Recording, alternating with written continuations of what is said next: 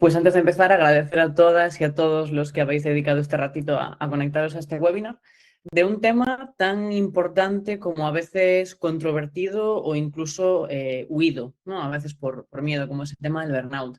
Hoy tengo la suerte de que me acompaña Chema, que es advisor y coach, aunque seguramente se presente mejor él. Así que gracias, Chema, por estar con nosotros en esta ocasión tan especial. Y date si quieres antes de empezar. Pues sí, bienvenidos a todos y a todas. Yo soy Chema, llevo más de 25 años en el mundo profesional. Siempre he trabajado en empresas tecnológicas, en diversos puestos, hasta que al final acabé en ventas. He llevado equipos de personas, he tenido responsabilidades a nivel de país, de región. Y últimamente, desde hace casi 2 años, pues me dedico a trabajar con startups y scale-ups en el sector de tecnología, pero como consultor, como profesional independiente. Me gusta mucho también trabajar con personas, de ahí la parte de coach, y he sufrido en mis carnes el burnout, aunque cuando lo sufrí, y hablaremos de eso, no me daba cuenta de que era burnout. Pero bueno, muy contento de compartir mi experiencia y ayudar, si puedo, a los que puedan tener a lo mejor algún síntoma o se estén pensando si tienen burnout o no. Muchas gracias, Chema. Perdonad que tuve que cambiar un segundo el permiso para compartir la pantalla. Y bueno, gracias por estar aquí hablando de este tema tan importante. Yo, por mi parte, soy una apasionada de la psicología, soy psicóloga clínica y neuropsicóloga, además de cofundadora de Mentines. Y hoy queremos hablar con vosotras y con vosotros pues, del burnout, pero desde una perspectiva un poco distinta, ¿vale? Nos gustaría profundizar un poco pues, a través de la historia de Chema en distintos aspectos que tienen que ver con esta temática, desde pues, cómo es la realidad del burnout o qué cosas son un mito y qué cosas no con respecto a esto, cuál es la definición real y cómo ocurre, ¿no?, en el contexto laboral, cómo puedo yo desde la empresa detectarlo, pero sobre todo también cómo podemos identificarlo individualmente, porque muchas veces es el primer paso, y cómo los managers pueden ser una pieza clave para trabajar esta temática de una forma mucho más útil a través de su capacitación. Cómo los managers pueden ser los primeros detectores y los primeros amortiguadores de este síndrome, que es el síndrome del burnout. Vamos a empezar entonces con una pequeña pregunta a la que me gustaría que contestaseis también las demás. De hecho, tenéis aquí un espacio en donde podemos hacer preguntas y respuestas. Y lo primero que os quiero lanzar es esta primera pregunta. Si hablamos de estrés, que es, bueno, una de las cosas que ocurre muchas veces antes del burnout, quiero que me digáis si el estrés siempre es malo. Si queréis podéis escribir aquí en el chat, os voy a poner el mensaje. Vale, os debería de aparecer la primera pregunta ahí, podéis contestar. No hace falta si no queréis que desactivéis el micrófono. Entonces vamos a lanzar esa primera pregunta. ¿Os sale la pregunta visible? ¿Sí? Vale, hay por ahí alguien que se anima a contestar, no siempre. Vale, es un poco pregunta trampa. Lo cierto es que el estrés también puede ser positivo. Existe lo que llamamos distrés y lo que llamamos eustrés. El distrés es el estrés negativo que todos conocemos, es el agobio, ¿no?, de la sobrecarga. Pero hay otro tipo que es el positivo, que es el que se vincula con esa motivación, con ese estoy motivada a hacer esto, aunque en un principio pueda ser retador. Por lo tanto, nuestro cuerpo está preparado para tolerar ciertos niveles de estrés positivo y este estrés además es lo que nos va a empujar muchas veces a empezar una acción, ¿vale? De hecho, la ausencia de estrés es muy mala, incluso podría llevarnos a la muerte, entre comillas, ¿no? Es lo que se llama el hipoestrés. ¿Por qué? Porque nuestro organismo está diseñado para esa activación. ¿Qué pasa? Que cuando es muy poca o mucha, corremos el riesgo de terminar quemándonos y ahí entra a hablar ya el burnout. Entonces, os spoileo un poco, pero estrés y burnout, diríais que son lo mismo. Podéis contestar por ahí también en el chat si queréis. Aunque bueno, ya hicimos un poco de spoiler con esa pregunta. El burnout es la máxima expresión del estrés y ocurre cuando el estrés aparece de manera continuada y mantenida en el tiempo. ¿Vale? Por definición, es ese desgaste que viene tras procesos prolongados de estrés en un contexto además laboral. Veremos después también cuáles son los factores, ¿no?, que los pueden predisponer. Esta pregunta es un poco controvertida. ¿El estrés se cura con mindfulness o el burnout se cura con mindfulness? Llevándolo ya a la temática del webinar. ¿Qué opinamos?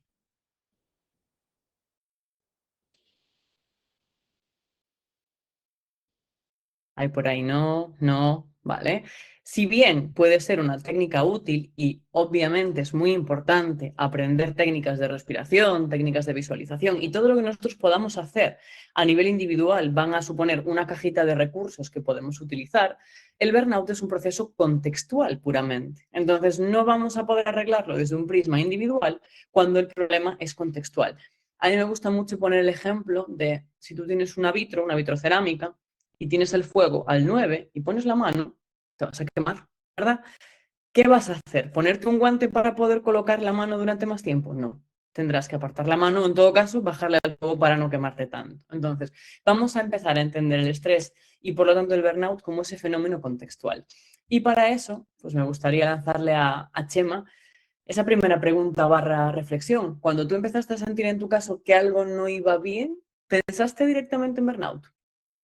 No, no pensé en burnout. De hecho, si luego hablamos de cómo uno detecta, ¿no? el burnout, curiosamente, yo en mi proceso pensé en el burnout justo al final del proceso. O sea, cuando ya, bueno, pues llegué al final del proceso, me refiero cuando dejé el trabajo, ¿no? Y empecé a reflexionar sobre qué me había pasado. En ese momento pensé y me di cuenta de que era burnout, pero en el momento y sobre todo cuando empecé a sentir los primeros síntomas y demás, no, para nada. Pensaste al principio? ¿Qué pensé al principio? Pensé muchas cosas. Pensé, no soy lo suficientemente bueno, no encuentro la manera de hacer las cosas, ¿por qué no encuentro la manera de hacer las cosas? ¿Qué me pasa?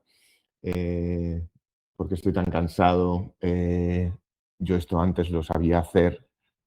¿Qué es lo que ha cambiado? Pensé muchas cosas, pensé, pero no lo asocié con burnout. Yo creo que porque para mí, en mi mente, el burnout era no tengo interés por hacer las cosas, no tengo pasión, no tengo, ¿sabes? Y en mi caso no era eso, yo quería hacer las cosas bien, yo tenía interés, yo tenía ese drive que llaman los ingleses, ¿no? Ese empuje.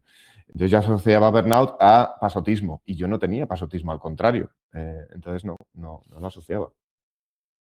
Esto muchas veces ocurre porque si bien uno de los síntomas del burnout puede ser ese, no pasotismo, pero sí esa dificultad, ¿no? Para hacer las cosas, ese no querer hacer las cosas, está tan cubierto por una capa de estigma que tendemos a pensar que va mal cualquier otra cosa menos algo que tiene que ver con nuestra salud mental. Y esto se debe a que, aunque a día de hoy, por suerte, ya no vemos todo lo que tiene que ver con la salud mental como, buf, eso es de locos, buf, eso que va, sigue dándonos mucho miedo el adentrarnos en realidades como una depresión, un burnout o cualquier otra dificultad de este nivel. Entonces, es más fácil achacarlo a he dormido mal o he tenido un problema de familia, pareja, lo que sea, mi vida está patas arriba, pero no puede ser que tenga algo, ¿no? En términos de salud mental. Por eso hacíamos ese ejercicio al principio, porque al final, si le sacamos esa capa de estigma y aprendemos a detectar las señales a tiempo, nos vamos a ahorrar mucho proceso dentro de todo ese tiempo que pasamos con la mano en el fuego y por lo tanto nos quemaremos menos o sabremos detectarlo incluso a tiempo. Por lo tanto, vamos a quedarnos con esta idea de que el burnout es un fenómeno contextual, va a impactar en todas las áreas de nuestra vida y ahora hablaremos también con Chema de en qué manera y tiene mucho que ver con nuestra idea de éxito. Tiene mucho que ver con el contexto laboral que nosotros diseñamos o planteamos, además de el que podemos tener, ¿no? Dentro de la empresa. Y además, como sabemos y como nos decía ese título, es un asesino silencioso. Este libro que os recomiendo aquí es un libro muy viejo, pero muy actual a nivel de temática y tiene un enfoque muy chulo porque bueno, pues empieza un poco con esa ironía de por qué las cebras no tienen úlceras, por qué no se estresan. Entonces habla de cómo ha cambiado el mundo desde hace muchos años a ahora, pero nuestro cuerpo sigue siendo el mismo. Por lo tanto, lo que hace 300 años generaba estrés, no era seguramente una notificación de Teams. Ahora puede ser que sí sea esa notificación de Teams. Y este libro se adentra mucho, ¿no? En el estrés y en el burnout como ese fenómeno contextual. O sea que os lo recomiendo. Vamos a avanzar un poco en la temática Y vamos a hablar entonces de ese impacto antes de adentrarnos en cómo ser detectores del burnout. Y es que nosotros, bueno, solemos mantener este tipo de cosas, Chema lo contaba, en silencio o solemos no identificarlas al principio porque creemos que la causa es otra y esto tiene un impacto muy grande. ¿Cuál fue, en tu caso, el impacto que tuvo pues, todo este cuadro, ¿no? de burnout que desarrollaste? Em, pues el impacto es, o sea, te impacta en todas las áreas de tu vida, no solo en la profesional, sino también en la personal, ¿no? Porque no somos dos personas distintas cuando cruzamos la puerta de la oficina y nos llevamos los problemas personales a la oficina y los de la oficina al plano personal también, ¿no? Entonces, el impacto que tuvo fue aparte de los síntomas físicos, que luego, si quieres, podemos hablar, Ujú, pero tuvo un impacto de ese estrés, ¿no? Y de ese sentimiento de no estoy sabiéndolo hacer, tengo que esforzarme más, no llego, ¿por qué no llego? Tuvo un impacto, yo creo, el impacto más gordo fue en la valía personal. Es decir, me llegué a plantear si era buen profesional. O sea, porque al final, como el resultado de lo que yo hacía no era bueno o no era tan bueno, por una serie de motivos, pues empiezas a asociar, o sea, empiezas a no diferenciar lo que haces de lo que vales, ¿no? Entonces, el resultado de todo lo que haces puede ser una cosa y tu valía como persona no puede depender de eso, ¿no? Pero en mi caso sí, en mi caso yo crucé esa línea, ¿no? Y empecé a pensar, pues eso, que a lo mejor no era buen profesional, que a lo mejor no era en algunas situaciones buena persona, ¿no? Que no. Fue sobre todo es el impacto a nivel de valía personal. Yo, cuando tú hablabas del estrés, ¿no? Mantenido y demás, a mí me gusta asociarlo a un muelle, ¿no? Un muelle, pues tiene una función mm, y mientras tú pongas una tensión en ese muelle que es la que puede soportar y durante un tiempo que puede soportar, pues el muelle vuelve a su ser, ¿no? mm. Para mí el burnout fue que ese muelle se estiró durante demasiado Desde ahí. tiempo y con demasiada tensión, entonces yo no volví a lo que era yo, ¿no? Yo estaba en una situación, pues imaginaos, un muelle súper estirado, que evidentemente pierde la forma y pierde la función. Ese fue un poco, para mí, es una buena analogía de lo que es el impacto del burnout. De hecho, la realidad es que ese impacto va mucho más allá del área laboral, porque como menciona Chema, va a atacar directamente a otras esferas de nuestra vida. Puede ser nuestra autoestima, por supuesto, va a ser nuestra productividad, pero también va a descolocar completamente cualquier otra área que tiene que ver con el concepto de work-life balance, porque de repente en esa idea de work-life balance ya no existe balance, solo está la parte de work, y aún encima nunca es suficiente el resultado, porque es parte, ¿no? de la condición de este síndrome de burnout. Y si seguimos avanzando, vamos a empezar a diferenciar la idea de que no es lo mismo estar estresado que estar quemado. Vale, como decía Chema, el burnout es pues, ese momento en el que el muelle ya se cede y no vuelve a su estado actual, mientras que un periodo de estrés puntual es un momento en el que tensamos el muelle, pero podemos volver a destensarlo sin modificar su forma de alguna manera. ¿Vale? ¿Por qué? Porque los síntomas prolongados del burnout implican un desgaste tanto físico como cognitivo, como emocional, como a nivel comportamental, que van a tener una serie de consecuencias. Por definición, el burnout es un agotamiento físico y mental, es la sensación de estar drenados, es la ausencia de motivación, pero también la despersonalización, el que de repente te ves como distante a tu trabajo y lo que en algún momento era algo que te motivaba o, bueno, que de alguna manera sentías, ¿no? Que pertenecías a un grupo, a un espacio, bueno, a un colectivo, te empiezas a ver distanciado y empiezas a ver que mira, ya paso, ya me da igual, ¿sabes qué? No quiero pensar más en esto. Empiezan a venir ese tipo de pensamientos y además empieza a bajar notablemente la capacidad productiva de las personas. Por eso a mí me hace mucha gracia cuando hablamos de contexto laboral a veces que no se ponga foco en esta temática, cuando está siendo literalmente un coladero de productividad a nivel mundial en un montón de empresas. Y es que tiene un montón de síntomas que apelan, y lo vamos a ver después, a cómo de productivo soy, cómo es mi memoria, cómo de capaz soy de atender en una reunión, cómo de capaz soy de tomar decisiones, de priorizar lo importante de lo urgente, etcétera, etcétera, etcétera. Antes de empezar a hablar de esos síntomas y destripar un poquito más, ¿no? este síndrome, también a nivel de causas, os quiero hacer una pregunta que, bueno, me hicieron muchas veces y que creo que es bastante compleja. ¿Diríais que son polos opuestos el burnout y el engagement. Escribid por ahí, por el chat, qué ideas se os vienen a la mente. Son polos opuestos el burnout y el engagement. Si estoy quemada, no estoy engaged. Si estoy engaged, no puedo estar quemada.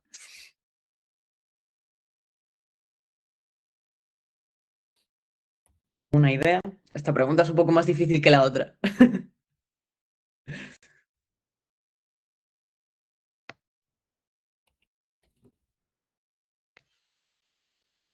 ¿Qué opinamos? Son dos polos opuestos, ¿vale?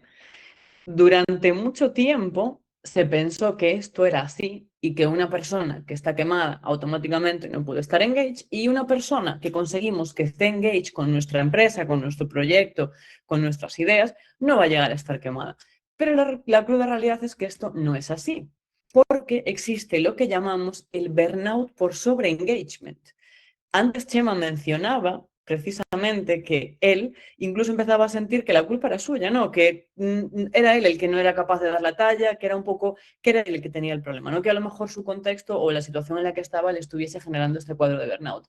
Muchas veces, sobre todo en profesiones vocacionales o en profesiones en donde, bueno, pues tenemos cierta responsabilidad, nos gusta nuestro trabajo, tenemos un equipo a nuestro cargo, nos responsabilizamos mucho, difuminamos mucho en dónde están los límites y el burnout aparece no por falta de compromiso, sino todo lo contrario, por un exceso del mismo. Esto está descrito, se llama burnout por sobreengagement y es muy interesante entenderlo para ver que no siempre cuando una persona está muy engaged es señal de que no va a estar quemada y viceversa. Os animo a que hagáis esta reflexión también porque es fácil a veces tender a pensar que cuando nuestro equipo pues, está comprometido no se puede quemar y el problema es que cuando alguien se quema por sobreengagement, la línea la cruza mucho más tarde que una persona que no se quema por compromiso extremo. Y de hecho, la vuelta atrás es mucho más compleja todavía. ¿Vale? Entonces, os animo a pensar sobre este término, incluso en vuestros equipos, si puede haber alguna persona que está altamente comprometida, pero que está estirando demasiado, ¿no? Ese muelle que decía Chema hasta un punto de no retorno. Creo que es un concepto muy interesante. Si Y hablamos es, entonces y es de... algo, perdona que te interrumpa, es algo que está relacionado, y yo creo que es la causa principal de por qué estuve aquí o por qué estuve en esa situación tanto tiempo. Hay una pregunta de Daniela en el chat que te hizo estar tanto tiempo en esa situación, ¿no? El no darte cuenta. Pues precisamente eso, precisamente el que yo sí que estaba comprometido, ¿no? Sí que quería hacer las cosas mejor. Sí que, a ver, también es un poco por características personales. Yo tiendo a ser perfeccionista, tengo un alto concepto de la exigencia y me exijo bastante. Tenía un concepto, ahora lo sé, un poco equivocado, lo que es el esfuerzo.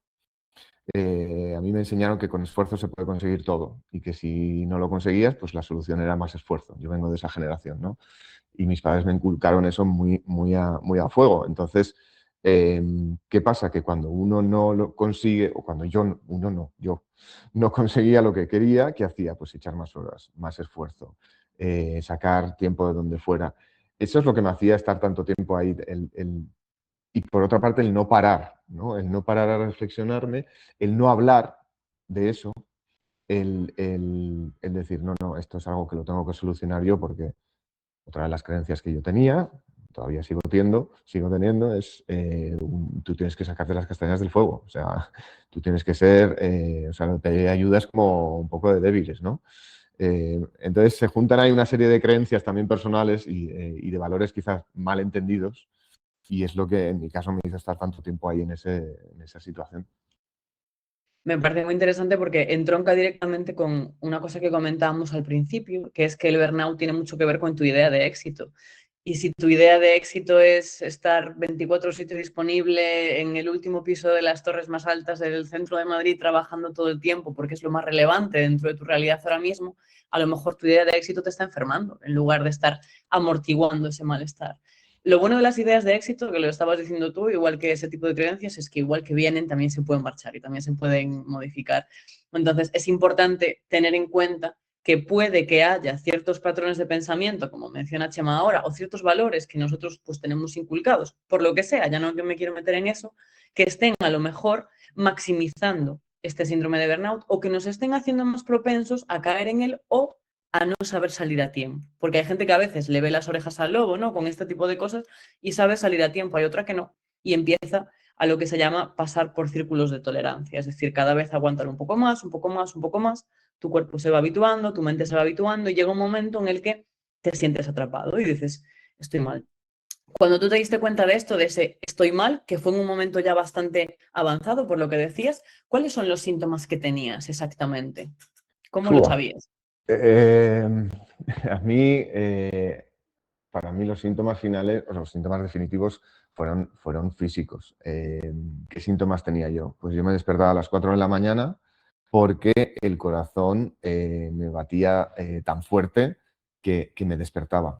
No era taquicardia, o sea, no era que iba más rápido, era muy fuerte. O sea, de hecho, yo me miraba al techo y se me movía. Entonces me Palpitaciones. despertaba a las 4 de la mañana, me despertaba y empezaba a rular. No es que empezara a rular o a pensar, es que mi cerebro ya estaba pensando, dormido, algo había activado algún tipo de respuesta fisiológica y entonces el corazón se disparaba y empezaba a bombear súper fuerte.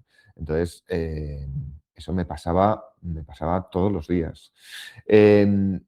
Otras de las cosas que sentía o síntomas que me hicieron, ¿no?, recapacitar, que los domingos por la tarde, incluso ya a la hora de comer, ahí empezaba la ansiedad, ¿vale? Empezaba qué Sí, pasará mañana, qué pasará la semana que viene, qué es lo que tengo que hacer.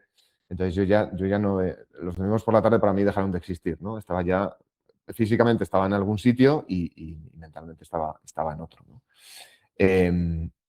La parte del cansancio también, esa me costó más mm, porque yo sí que hago deporte, me gusta hacer deporte, me gusta ir al gimnasio, entonces, bueno, pues si estás algo entrenado, pues quizá menos, pero, o lo notas más tarde, pero también lo notaba, ¿no? Ese agotamiento. Em, y luego luego vino todo el tema de la culpa, o sea, eso me hizo darme cuenta de otros sentimientos que tenía, ¿no? Pues tema de culpa, tema de juzgarme. Y luego me pasaba que mis vacaciones no me rellenaban. Yo volvía a las vacaciones y el día de antes ya estaba otra vez igual a como me estaba antes de irme. Entonces ya me di claro. cuenta de que no, Claro. algo tenía que cambiar.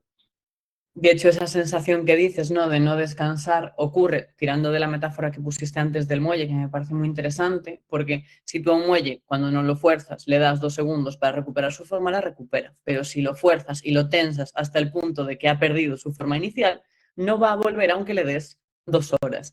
Pasa un poco lo mismo. De hecho, los síntomas del burnout, tú mencionaste especialmente los físicos. Estamos entrenados para detectar los síntomas físicos, sobre todo, porque hemos normalizado mucho antes la salud física que la salud mental. Entonces, es mucho más sencillo decir, me duele la cabeza o tengo contracturas, tengo que ir al fisio, me duele la barriga o incluso, no, pues tengo a lo mejor una erupción en la piel, que decir, tengo algo a nivel emocional. Vale.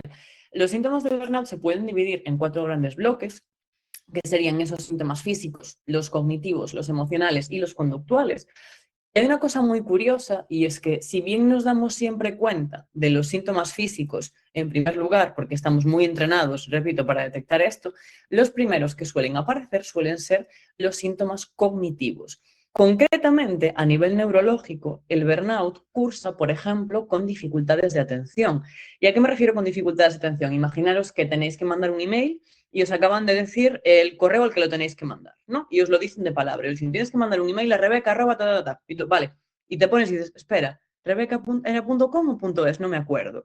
Eso es un fallo que se llama de memoria de trabajo. Es una de las formas más primarias en las que se expresa el estrés y concretamente el burnout, y que muchas veces pasamos por alto, porque decimos, estoy despistada hoy, no es que dormí mal, o no es que llevo una semana como con mucho curro, ¿no?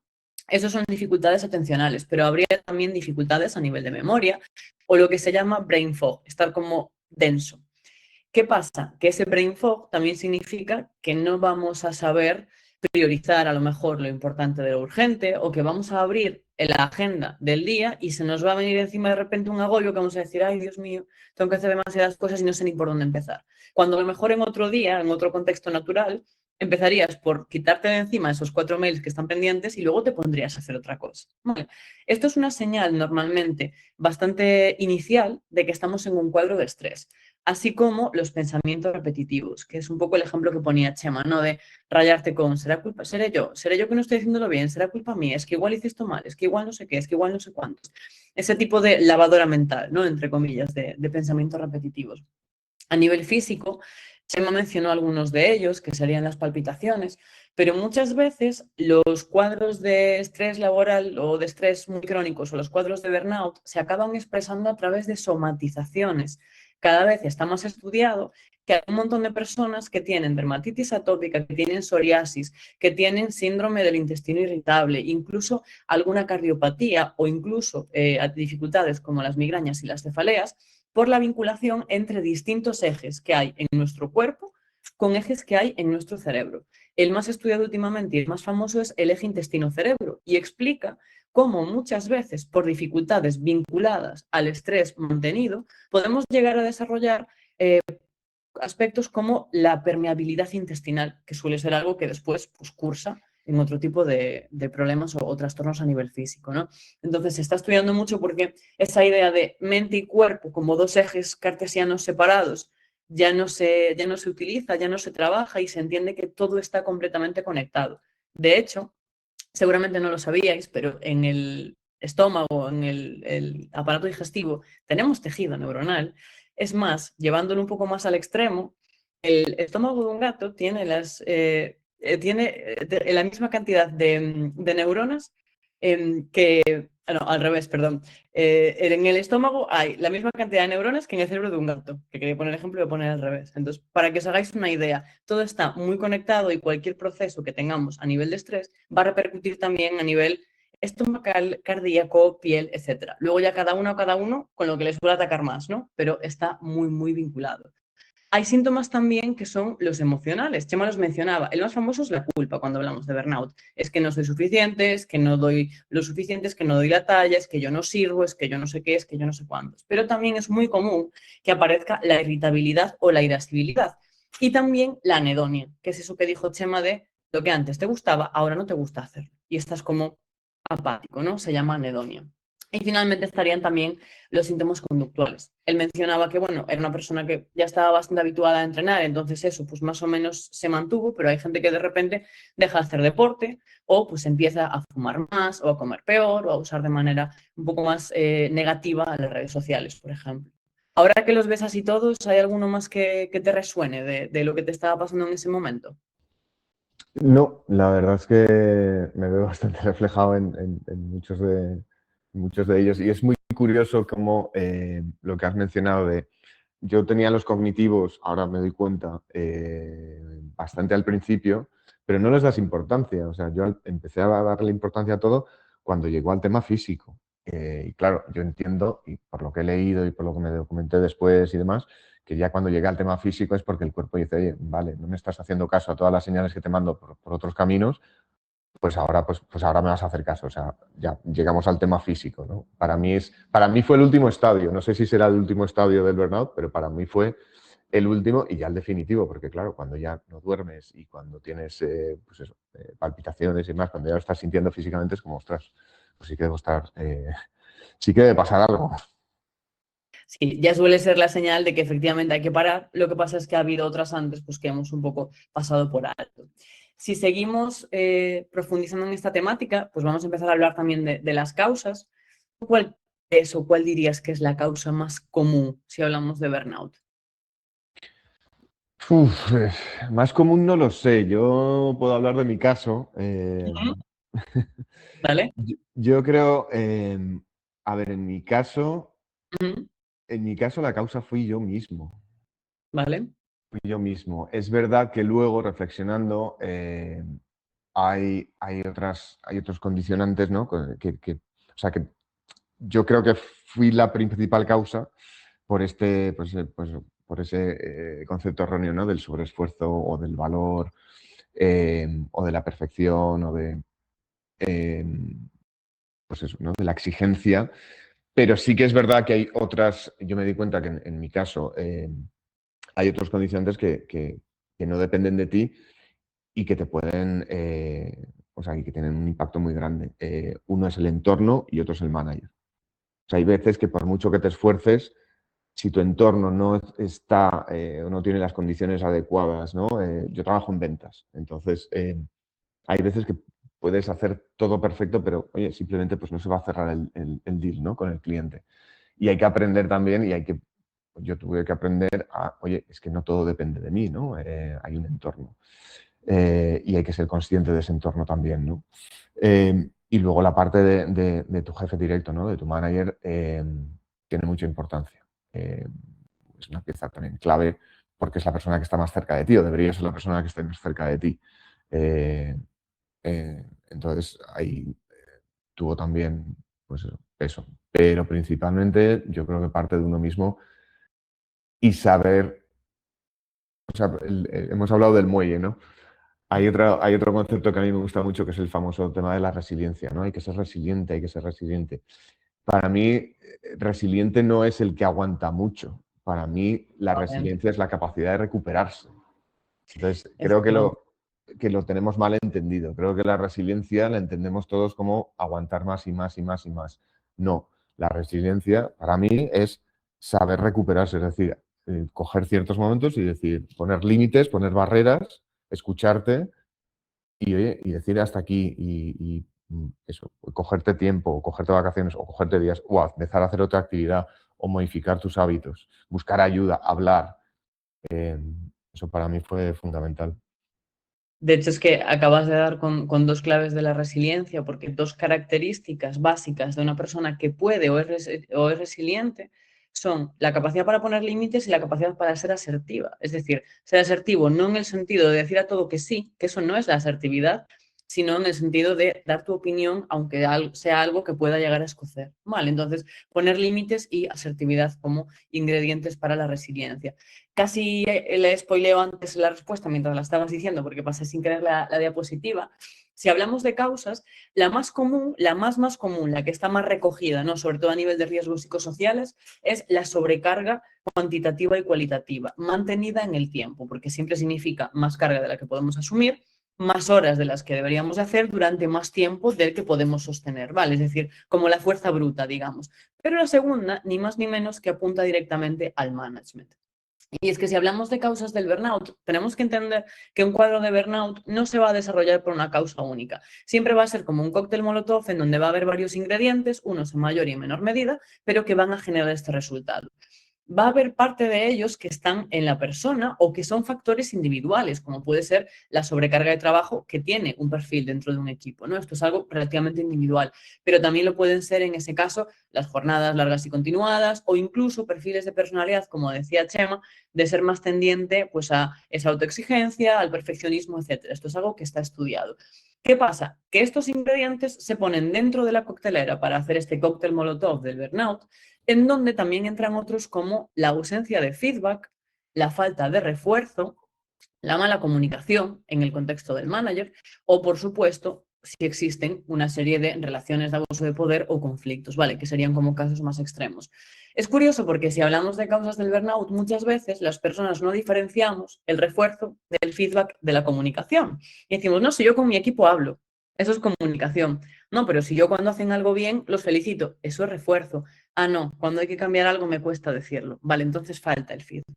Y uno de los motivos por los cuales una persona se puede llegar a quemar es por no tener ese faro, esa guía o ese feedback que le explique un poco por dónde tirar. ¿Por qué? Porque puede atentar directamente contra lo que se llama la autoeficacia percibida, el cómo de capaz me creo yo para hacer un trabajo. Puede ser que yo me crea muy capaz de hacerlo, pero que mi entorno, mi manager, mi jefe, mi jefa, mi compañero, mi compañera, no me den las herramientas para llevarlo a cabo y que sea dependiente, ¿no?, de estas herramientas. Por lo tanto, ahí se puede gestar ese cuadro de burnout. Y luego, a un nivel más macro, estaría en aspectos vinculados a la empresa. Hay una cosa que no se habla mucho, que es la cultura del burnout. Igual que también podemos desarrollar culturas chulas y súper guays en las empresas, muchas veces se desarrolla también la cultura del burnout. Y se desarrolla en base a aspectos normalmente implícitos. Nadie te dice, tienes que quedarte hasta las 10, pero si tú ves que la gente no se marcha y está allí sentado y tú dan las 6, te quieres marchar porque es tu hora, pero nadie se ha marchado, dices, bueno, igual aprovecho y acabo algo que tenía pendiente. O si tú ves que a lo mejor las promociones se hacen en base a una serie de criterios, aunque no sean los que están objetivamente descritos, sino otros del estilo de pues, trabajar más tiempo o involucrarse más, etcétera, tú vas a copiar este tipo de conductas porque aprendemos por copia-pega, ¿no? Entonces, la cultura del burnout también existe y suelen ser patrones implícitos. No son los valores que están en la web, no son tampoco los criterios de performance que evaluamos objetivamente, son otro tipo de patrones del día a día que la gente ve, copia y a veces se acaba quemando por no saber poner estos límites. También habría otros aspectos a nivel más macro, como puede ser, por ejemplo, la incoherencia entre los valores de una empresa y las acciones del día a día. Esto puede ser algo que, sobre todo en perfiles más senior, a la larga, llegue a quemarnos. Es decir, estoy aportando mi tiempo de trabajo a un sitio que dice una cosa pero luego hace la otra. Y esto me acaba generando como mucha disonancia, me acabo marchando. ¿Vale? Este es un tema tan interesante que daría para hacer otro webinar de cómo evaluar a nivel psicométrico incluso todas estas áreas. Pero quedaros con esa idea de que la parte del medio, que es ese colectivo de middle management, ese colectivo de responsables, ese colectivo de jefes, jefas, coordinadores, coordinadoras, sea como sea, ¿no? Que se llame en vuestro contexto, tiene mucho que decir a nivel de comunicación, tiene mucho que decir a nivel de refuerzo y tiene mucho que decir a nivel de feedback para poder ser el amortiguador o el catalizador tanto del bienestar como del malestar. Lanzándote directamente la pregunta, Chema, ¿tú crees que un manager puede ser ese primer detector? ¿O a ti te ha pasado o tú como manager lo has sido? Cuéntame un poco. Yo creo que sí. Yo creo que tiene además que ser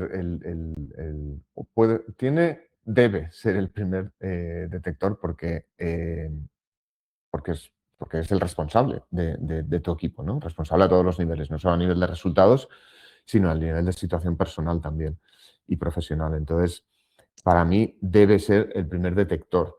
¿Lo es normalmente? No. El primer detector es tu colega de confianza en el trabajo. Aquella persona que está cerca de ti, aquella persona que está, pues eso, con la que te tomas el café, a la que le cuentas, pues cómo estás, etcétera. Entonces, esa conversación, o una de las cosas que como jefe yo puedo decir o puedo aconsejar, es que hay varias formas de detectar si tu equipo o alguien de tu equipo tiene burnout. Una es la conversación directa con la persona, ok, pero no solo, o sea, date cuenta de las relaciones que hay a nivel las relaciones personales que hay en tu equipo y en tu empresa y ten la suficiente, esto ya es un consejo, ten el suficiente ojo, la suficiente perspectiva o picardía para decir, vale, yo creo que esta persona tiene algo, voy a preguntar o voy a hablar con aquellas personas con las que esta persona tiene confianza. Esa es la vía, o puede ser una vía muy buena para corroborar y para anticiparte incluso a la situación en que la persona te diga, estoy muy quemado, necesito una baja. Es decir, que no solamente la persona individualmente, sino cómo se comporta en ese grupo, incluso qué señales puede estar dando. Al final, todo lo que estás mencionando apela directamente a una habilidad del manager, que es la capacidad para comunicar, bueno, para escuchar y para comunicar, mejor dicho, ¿no? Apela mucho a esas soft skills, que de soft yo creo que no tienen nada, son más duras de aprender que las hard, vaya, ¿no? Justo, es estar pendiente, o sea, al final, a veces pensamos que el trabajo o en el trabajo rigen unas condiciones sociales o de comportamiento, no sé, como que es una burbuja que no es la vida personal. Y una cosa es que tú no te comportes de la misma manera, porque es verdad que hay ciertos tipos de comportamiento pues, que no haces en el trabajo, que sí haces en tu vida personal, y otra es que las relaciones humanas al final siguen las mismas dinámicas. Entonces, pues eso, como manager, piensa, si tú tuvieras a un amigo que pensaras que estuviera no sé qué, ¿qué harías? Pues normalmente lo hablarías con otros amigos, ¿no? Y pues intenta trasladar eso, ¿no? Porque al final las personas somos personas en el ámbito personal y en el ámbito profesional.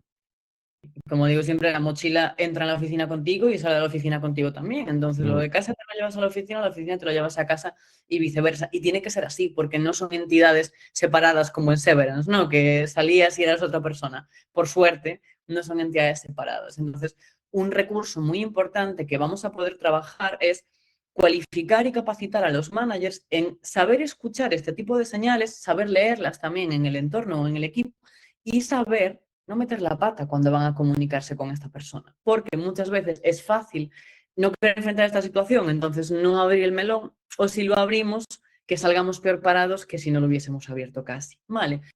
Y es que si hablamos bueno, soft skills o de habilidades, tenemos un problema muy grande, no solo con los managers en general, y es que de cara al 2030 se estima que más del 65% de las habilidades que tenemos a día de hoy ya no van a ser útiles. ¿Y por qué? Porque hemos entrado en lo que se llama la skill-based era, una era en donde la economía no se rige tanto por aspectos puramente técnicos, por la llegada e irrupción, obviamente, de la inteligencia artificial, sino que se rige más por todo lo que tiene que ver con las habilidades blandas, ¿no? Eso que Goleman llama también el coeficiente emocional, apelando a la inteligencia emocional. Y claro, si en esto lo llevamos al terreno de los managers, nos encontramos con datos como que más del 80% de los managers que empiezan a trabajar con equipos no reciben una formación experiencial, digamos, o una formación real, ¿no? De qué es gestionar personas. Y es que la contrapartida de esta es que el 70% del engagement va a depender del manager. Entonces, tenemos de nuevo, ¿no? Como un cóctel molotov en donde tenemos que hacer un reskilling, un upskilling muy importante a todos los niveles. El foco lo tenemos que empezar a poner en estos managers porque van a ser el colectivo que generará o de alguna manera amortiguará el burnout muchas veces en nuestro equipo, porque van a ser ese catalizador o ese boicotador del bienestar. Y es que nos dicen los estudios que 1 de cada 2 personas que cursa una rotación no natural, ojo, lo hace para alejarse de alguna figura de manager dentro de su equipo. Y esto es lo que se llama estrés por mal liderazgo, que asciende hasta el 27%, las cifras de absentismo que llegan a causar. Tenéis ahí las fuentes de estos datos. Me parecen interesantes, a la par que preocupantes, a la par que una oportunidad también de mejora. Y bueno, es la manera un poco en la que queremos terminar esta sesión contándoos pues cómo lo estamos trabajando nosotros para también que veáis que a veces se puede innovar desde la psicología, que se puede innovar desde la ciencia, usando la tecnología de manera ética. Y es que lo que hemos hecho es desarrollar una serie de avatares que básicamente son un entrenador de conversaciones incómodas para managers. Este es uno de ellos, Cristina, esta de las más majetas, he de decir, y lo que va a hacer es exponer a los managers a una situación de un roleplay, en donde en este caso Cristina se comportará como una empleada que empieza a mostrar alguna señal de que se está quemando. Va a tener una conversación normal por videollamada con este manager que no va a durar más de 15 minutos y el manager lo que tiene que hacer es aprender a entender las señales, en este caso del burnout, en su equipo hablando con Cristina.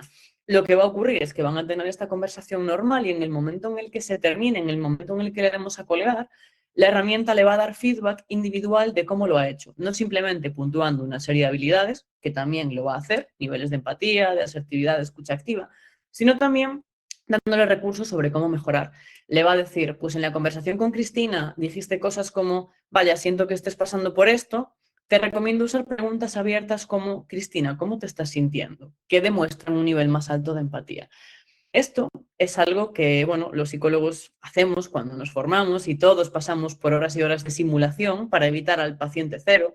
Lo hacen también los pilotos de avión cuando van a conducir o pilotar un avión para evitar precisamente coger una herramienta tan poderosa y tan potente como un avión sin tener horas de práctica antes, pero en cambio en el contexto de los managers como que está muy normalizado el, bueno, ya aprenderás cuando de repente tengas a alguien a tu cargo.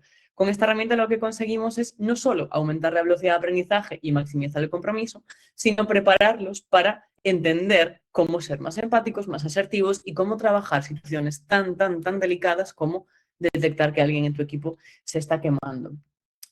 Es algo que, bueno, queríamos obsequiaros de alguna manera por haber participado en el webinar y lo que hemos hecho es crear una cuenta gratuita que vais a poder utilizar durante 15 días para exponeros a este reto de charlar con nuestra herramienta de avatar para detectar las señales de alerta de si tiene o no tiene pues esos signos, ¿no? de burnout, y son 15 días en los que podréis pues de alguna manera conversar con Cristina, con este avatar, para detectar todas las señales de burnout. Porque al final lo que queremos, lo que buscamos es diseñar empresas más humanas, tener managers más preparados y más cualificados para el presente y para el futuro y, en definitiva, convertir al capital humano en la mayor ventaja competitiva de cualquier empresa y de cualquier equipo. O sea que este es un poco nuestra sorpresa así final. Muchas gracias por asistir también a esta sesión. Os traemos también pues, un ejemplo, ¿no? de empresas que ya se han sumado a esta manera de innovar basada en ciencia y a esta manera de liderar utilizando la IA humanizada, es el equipo de Erosi. Concretamente ellos lo están utilizando dentro de un programa que tienen muy, muy chulo de prevención del absentismo y están capacitando a los managers a detectar señales de este estilo, como hemos hecho hoy con Chema, para aprender no solamente cuáles son los síntomas, sino también cuáles pueden ser las causas y cómo trabajar esto desde la capa de los managers. Muchas gracias a todas y a todos por Antes asistir. de que acabamos, te voy a interrumpir otra vez porque hay Dale, una dale. hay una última pregunta en el chat que me parece Perdón, es que no lo vi. muy Perdón, buena, que es si perdón. el burnout es 100% solucionable. Yo voy a dar mi opinión, ¿vale? Desde mi experiencia. Sí, el burnout es solucionable. El reto para mí del burnout es cuánto tardas en solucionarlo, que depende directamente de cuándo lo detectas. Entonces, si lo detectas antes, es solucionable y además es solucionable en un tiempo razonable y en un tiempo, o sea, si te adelantas a las últimas fases, lo vas a poder solucionar y lo vas a poder solucionar en un tiempo pues eso, razonable, corto, ¿vale? Cuanto más tardes en detectarlo, cuanto más tardes en empezar a tratarlo, más tarde, mi propia experiencia, o más tiempo vas a tener en recuperarte. Pero sí, se soluciona. No es algo que tengas ya de por vida y que lo vayas a sufrir. Efectivamente, Es más, efectivamente. para mí, mi experiencia es que yo salí vacunado, o sea, me costó recuperarme, pero salí vacunado. O sea, una de las cosas buenas es que ahora ya puedo detectar mejor cuando empiezo a tener síntomas de burnout y entonces pues puedo actuar. Y eres más resiliente, ¿no? Al respecto. Soy más reciente porque me tomo o sea, me esfuerzo a parar o me esfuerzo a desconectar. Sí. Efectivamente. Yo también pienso, y de hecho lo he visto en terapia, que es algo reversible completamente. Creo que aquí el aprendizaje no es tanto si es reversible o no a nivel individual, sino entender que a veces el burnout es una señal de que hay algo sistemático en el equipo, en el clima, en la empresa, en la cultura que no está funcionando. Y eso es lo que tenemos que arreglar, porque si no sería como a lo mejor poner a un médico para que trabaje con empleados porque se están poniendo todos enfermos de repente y resulta que lo que había era una fuga de gas, ¿no? Que nadie veía. Entonces, aquí el reto es entender si este caso es aislado o realmente hay algo estructural que está pudiendo generar ese cóctel Molotov, sea la falta de feedback, la ausencia de refuerzo, las condiciones, los horarios, la cultura, sea lo que sea. Ahí las herramientas de People Analytics con las que nosotros trabajamos también tienen mucho que decir, ¿no? Para poder mapearlo. Pero sí, a nivel individual es solucionable y a nivel empresarial también. Solo hay que querer mirar y tener a veces pues un poco de paciencia y buen hacer, ¿no? Con estas cosillas. Pero bueno, os pasaremos la presentación, os pasaremos también la grabación mañana probablemente y os daremos en los próximos días ese acceso, ¿vale? Para que sin absolutamente ningún compromiso testéis a la herramienta que hemos diseñado con la única condición de que nos deis feedback, que es la manera que tenemos de seguir pues, mejorando y creando cosas que generen valor. Así que nada, muchas gracias a todas, a todos los que habéis dedicado este ratito de miércoles después de comer, que suelen ser horas de modorra, a estar aquí escuchándonos y por supuesto a Chema por contarnos su historia con tantísima transparencia y por permitirnos aprender tanto de él tantas veces. Muchas gracias a ti. Chao. Chao, chao.